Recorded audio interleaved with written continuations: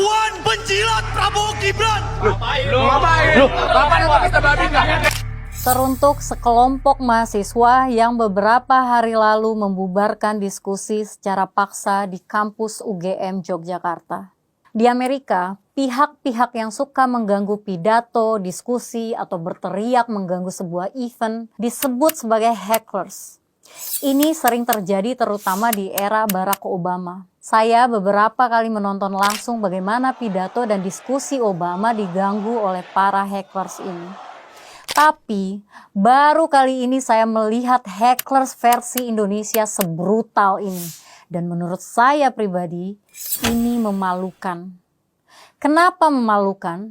Karena bahkan di Amerika, negara yang mungkin jadi panutan mahasiswa-mahasiswa liberal itu, para hecklers tetap mengedepankan adab dan sopan santun.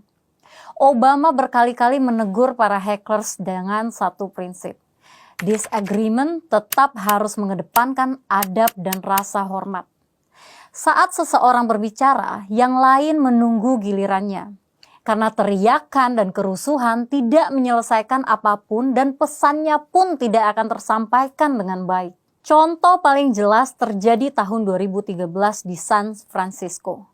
Saat Obama menyampaikan pidato soal imigrasi, seorang aktivis terus berteriak menuntut penghentian deportasi.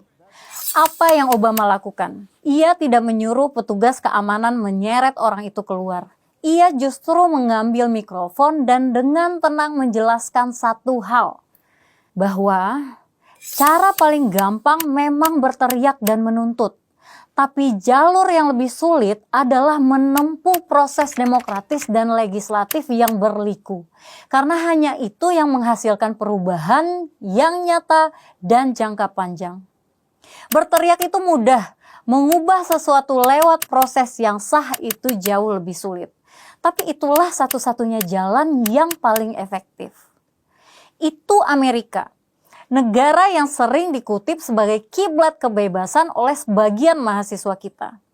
Bahkan di sana, presiden mereka mengajarkan bahwa demokrasi bukan soal siapa yang paling keras berteriak, tapi siapa yang kuat menempuh jalan yang sulit. Sekarang, bandingkan dengan yang terjadi kemarin. Saat diskusi antara mahasiswa dan pejabat publik dibubarkan secara paksa oleh sebagian mahasiswa yang mengaku paling demokratis, hasilnya apa? Tidak ada, selain memperlihatkan wajah pembungkam yang sesungguhnya.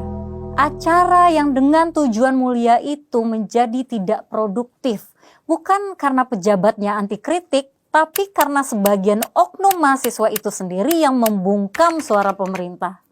Padahal di negara demokratis justru harus ada dialektika antara pemerintah dan masyarakat sipil. Saya hanya ingin mengatakan bahwa kebebasan kalian bukan kebebasan yang sebebas-bebasnya. Kebebasan kalian mempengaruhi kebebasan orang lain juga. Apakah dengan membungkam suara atau penjelasan pemerintah kemudian keluhan kalian akan ditanggapi? Tidak juga kan? Justru kontraproduktif dengan apa yang kalian perjuangkan. Negara ini butuh mahasiswa yang kritis, bukan mahasiswa yang manipulatif, apalagi disusupi unsur politis dalam gerakannya. Teman-teman mahasiswa, saya juga pernah menjadi mahasiswa. Saya bahkan pernah menjadi bagian dari BEM, tapi saya tidak pernah berdemo. Mungkin jalan ninja kita berbeda dan tidak ada yang salah dengan itu. Tapi jalan ninja yang saya ambil adalah menginvestasikan waktu untuk hal yang produktif. Bekerja sambil kuliah karena saya dari keluarga yang kurang mampu, mencari pengalaman agar bisa mendapat beasiswa ke luar negeri.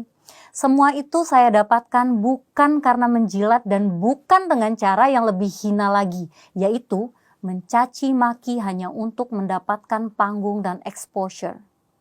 Saya percaya meritokrasi masih ada di Indonesia dan meritokrasi berpihak pada orang yang pantang menyerah dan terus belajar.